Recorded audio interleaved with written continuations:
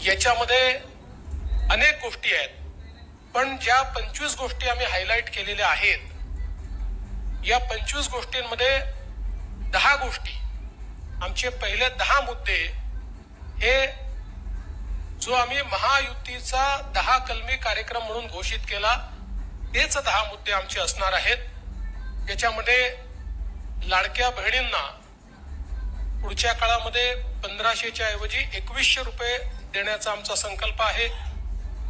शेतकऱ्यांची कर्जमाफी करण्याचा आमचा संकल्प आहे, कारण शेतकऱ्यांना आम्ही ऑलरेडी मोफत वीज दिलेली आहे, पण शेतकऱ्यांची कर्जमाफी आम्ही करतो आहोत। आणि त्याचसोबत आम्ही भावांतर योजना आणतो आहोत, म्हणजे हमी भावापेक्षा जर कमी भावामध्ये मार्केटची सुरू झाली तर हमी भावाने खरेदी तर करूच, पण ज्या ठिकाणी हमी भावाने खरेदी होणार नाही त्या ठिकाणी भावांतर योजना राबवून जो काही मधला डिफरन्स आहे तो थेट शेतकऱ्याच्या खात्यामध्ये टाकण्याचा निर्णय आम्ही घेतलेला आहे।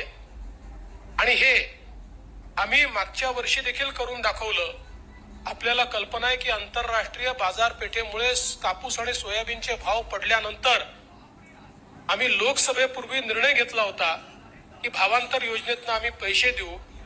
आचारसंहिता संपल्याबरोबर ते पैसे थेट शेतकऱ्यांच्या खात्यामध्ये आम्ही दिले आहेत।